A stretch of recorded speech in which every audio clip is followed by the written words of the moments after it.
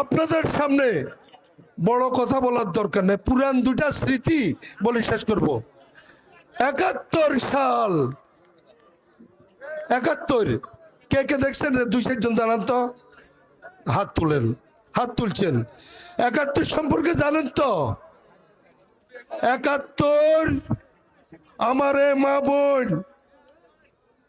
বয়স্ক যৌবন যাদের ছিল তাদেরকে পাকিস্তানির হাতে উঠিয়ে দিয়েছে, সম্ভ্রমহানি করেছে, হত্যা করেছে। কে করেছে? কে করছে বলেন, বলতে হইব কে করছে? জামাত।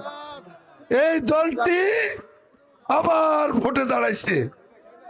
যারা ৭১-এ আমার মা বোনের ইজ্জত নষ্ট করছে, লক্ষ লক্ষ লোককে হত্যা করেছে, রুচি ঝালমুড়ি ওয়াসাবি সাজে পাগল হয়ে যাবি। আপনারা আগে 12 তারিখে ধানের শেষ প্রতীকে আগের মতো ভোট দিয়ে রাজগঞ্জ থেকে সর্বোচ্চ ভোট দিয়ে আমাদের প্রাণের নেতা বেগমগঞ্জের উন্নয়নের রূপকার মাটি ও মানুষের নেতা আপনাদের প্রিয় অভিভাবক বরকতুল্লাহ বুলু ভাইকে ধানের শেষ প্রতীকে বিজয়ী করে সংসদে পাঠান।